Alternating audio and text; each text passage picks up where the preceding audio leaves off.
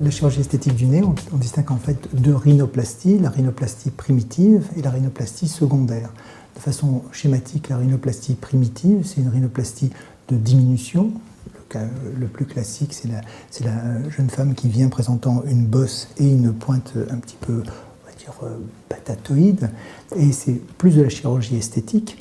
Tandis que les chirurgies secondaires, c'est plus de la chirurgie réparatrice, après un traumatisme ou après une rhinoplastie dont le résultat ne plaît pas à la patiente.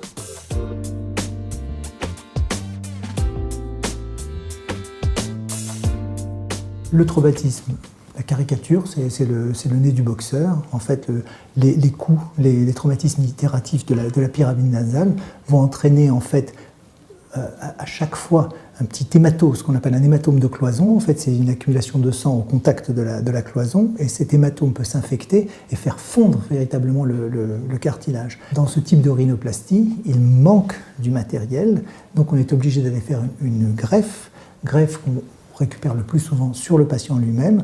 Alors ça peut être selon l'importance, dans les cas les plus importants, ça peut être une greffe de côte, de cartilage de côte, mais ça peut être aussi une greffe de cartilage de conque, ici, c'est-à-dire qu'on prend au niveau de l'oreille. Certains prennent aussi éventuellement de l'os, au niveau de l'os pariétal, ici au niveau du crâne, dans les grosses chirurgies réparatrices. L'autre rhinoplastie, on retombe plus dans le cadre d'une rhinoplastie primitive, c'est-à-dire c'est la rhinoplastie qui ne plaît pas au patient, dont le résultat ne plaît pas au patient. C'est quoi? C'est une ostéotomie qui n'a pas été faite, c'est-à-dire après avoir enlevé la bosse, la fracture ici permettant en fait de rapprocher les deux os propres et restituer donc cet aspect de tuile. Cette ostéotomie n'a pas été faite ou n'a pas bien tenu, ou quoi qu'il en soit, le nez se retrouve un petit peu épaté. Et là, ce sont des interventions assez simples. Il suffit d'aller juste refaire l'ostéotomie et on a le résultat. Et régulariser bien sûr l'arête du nez. On s'estime assez fort dans les rhinoplasties d'augmentation au niveau du dorsum, c'est-à-dire les 2 tiers supérieurs. Les nez qui ont été amputés au niveau de la pointe, là c'est quelque chose de beaucoup plus difficile.